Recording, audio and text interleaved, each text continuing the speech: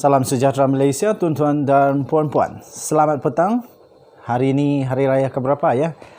Selamat menyambut Hari Raya Aidilfitri untuk seluruh rakyat Malaysia. Tuan-tuan dan puan-puan, sebelum itu, trademark untuk channel ini, denyut nadi suara rakyat bergema di channel ini. Tuan-tuan dan puan-puan yang dihormati sekalian. Akhirnya sekali lagi perjalanan perbicaraan kes 1MDB Datuk Seri Najib Tun Razak disambung semula. Dan tuan-tuan dan puan-puan, saya harap kamu tetap setia di dalam video ini kerana ada maklumat yang baru saja diterima yang berkaitan dengan perbicaraan kes 1MDB Datuk Seri Najib Tun Razak yang perlu anda ketahui. Sebelum itu, sila komen apa pendapat anda. Adakah Datuk Seri Najib Tun Razak akan terselamat kali ini dengan kes 1MDB? Ataupun Datuk Seri Najib Tun Razak akan mengalami nasib yang sama seperti SRC International yang di mana beliau telah dikenakan dijatuhi hukuman penjara 12 tahun penjara dan 210 juta ringgit Malaysia denda. Tuan-tuan dan puan-puan, daripada Mahkamah 1MDB, tuan-tuan dan puan-puan, saksi seterusnya iaitu orang kuat di dalam 1MDB, iaitu bekas pengerusi 1MDB sendiri, iaitu Tan Sri Muhammad Bakir Saleh, telah menjadi saksi seterusnya kepada kegiatan yang telah dilakukan oleh Datuk Seri Najib Tun Razak dan juga orang yang dalam buruan sekarang ini, iaitu Jolo. Bagaimana beliau boleh dikaitkan dengan 1MDB? Saya bacakan untuk kamu dokumen yang baru diterima ini. Tuan-tuan dan puan-puan, bertarikh 9 Mei hari ini tahun 2022 telah diterbitkan pada pukul 2 petang sebentar tadi di dhmarkets.com. Tuan-tuan dan puan-puan, Bakir sebagai saksi mengaku bahawa arahan mengenai usaha sama palsu, tuan-tuan dan puan-puan. Sekali lagi saya bacakan tajuknya. Bakir, iaitu bekas pengerusi 1MDB, mengaku di mahkamah bahawa arahan mengenai usaha sama iaitu palsu di antara 1MDB dan PSI sebanyak $1 bilion datang daripada Najib Razak dan Jolo. Itulah keterangan saksi di mahkamah, tuan-tuan dan puan-puan. Bakir mengatakan, saya mengesyaki mungkin ada arahan yang diberikan oleh peringkat yang lebih tinggi kepada Syarol mengenai pemindahan dana sebanyak 700 juta $, tetapi saya tidak pernah mempersoalkannya sepanjang tempoh saya sebagai ahli lembaga pengarah.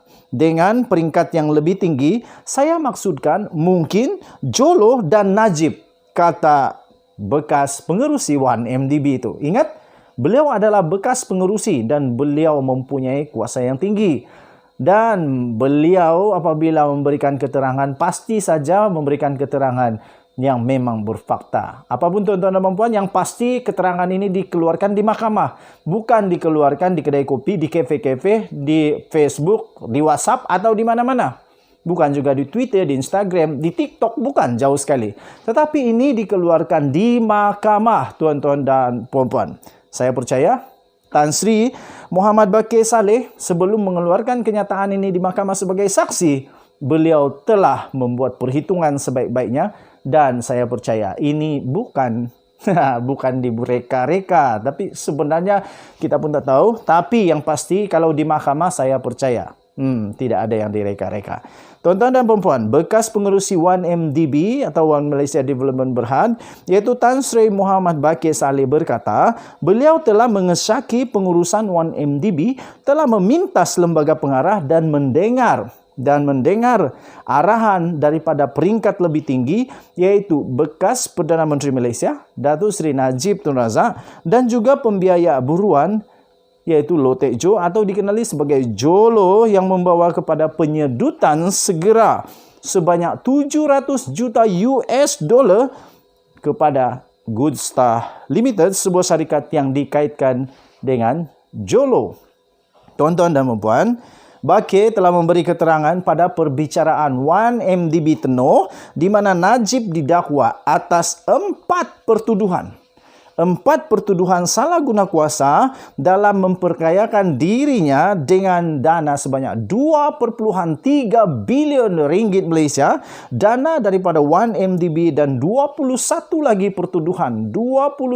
pertuduhan pengubahan wang haram dengan jumlah yang sama sedang menghuraikan peristiwa yang berlaku dalam tahun 2009 di mana 1MDB telah menjalinkan usaha sama atau dikenali sebagai joint venture palsu dengan syarikat Saudi pada tahun itu yang membawa kepada penyedutan dana ini iaitu oleh Jolo. Tuan-tuan dan puan-puan, pada 2009, Najib Razak dan Jolo meminta 1MDB untuk memeterai perjanjian joint venture sebanyak 40/60 dengan Petro Saudi International Limited atau PSI Arab Saudi dengan apa yang disifatkan sebagai inisiatif kerajaan ke kerajaan. Tuan-tuan dan puan-puan yang dihormati sekalian, syarikat JV atau joint venture JVCo ini, JVCo yang dinamakan 1MDB Petro Saudi Ltd melibatkan 1MDB menjalankan pelaburan ekuiti sebanyak 1 bilion manakala PSI akan menyuntik aset bernilai 1.5 bilion US dollar. Bagaimanapun, selepas perjanjian JV ditandatangani, PSI berkata suntikan aset sebanyak 1.5 bilion ke dalam JVCo memerlukan pendahuluan sebanyak 700 juta US dollar untuk 1MDB yang bermakna 1MDB berhutang kepada PSI. Melalui arahan Ketua Pegawai Eksekutif 1MDB pada ketika itu, iaitu Datuk Sarol Azal Ibrahim Halmi, 1MDB telah mengalihkan wang sebanyak 700 juta US dollar daripada pelaburan ekuiti JV sebanyak 1 bilion US dollar ke dalam akaun milik Goodstar Limited atas alasan PSI mengatakan bahawa Goodstar adalah gabungannya. Wang itu kemudiannya telah disedut oleh Jolo untuk membayar rasuah dan sogokan kepada ramai pegawai luar negara dan tempatan termasuk Najib Razak.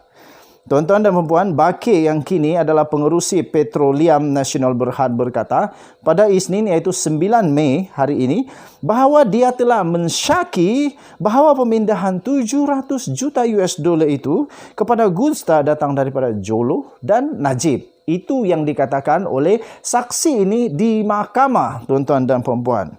Katanya lagi, saya mengesyaki mungkin ada arahan yang diberikan oleh peringkat lebih tinggi kepada Syarul berhubung pemindahan dana sebanyak 700 juta US dollar, tetapi saya tidak pernah menyoalnya sepanjang saya menjadi ahli lembaga pengarah. Dengan peringkat yang lebih tinggi yang saya maksudkan mungkin Jolo dan Najib Razak.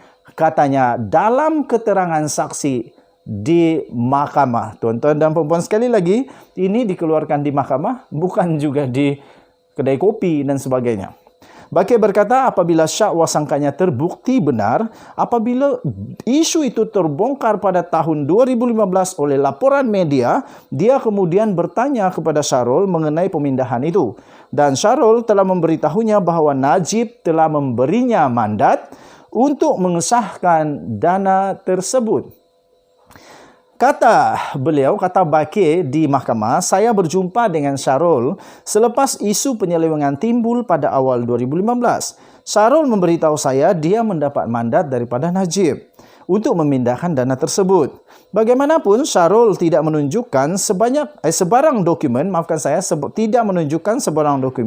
kepada saya untuk menyokong apa yang diberitahunya kepada saya.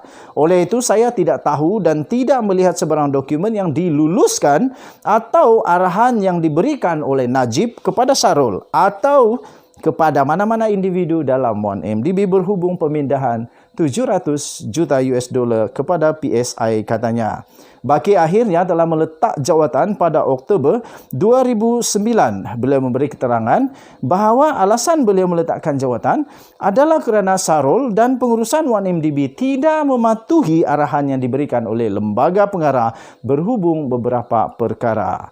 Tuan-tuan dan puan-puan yang dihormati sekalian, panjang lagi artikel ini. Kamu boleh lihat berita yang penuh di theedgemarkets.com. Sila layari di asmarket.com. Bertarikh hari ini 9 Mei 2022 dengan tajuk Bake, ini tajuk dia, Bake, arahan mengenai usaha palsu 1MDB dan PSI sebanyak 1 bilion US dollar datang daripada Najib dan Jolo. Denyut nadi suara rakyat bergema di channel ini. Sila berikan komen kamu. Kita berdoa semoga keadilan kebenaran dapat ditegakkan. Kalau Najib bersalah, apa boleh buat? Tapi kalau Najib tak bersalah, kita pastikan supaya beliau boleh dibersihkan namanya. Kita jumpa lagi. Selamat Hari Raya daripada channel ini. Saya The Twin TV. Kita jumpa lagi. Bye-bye.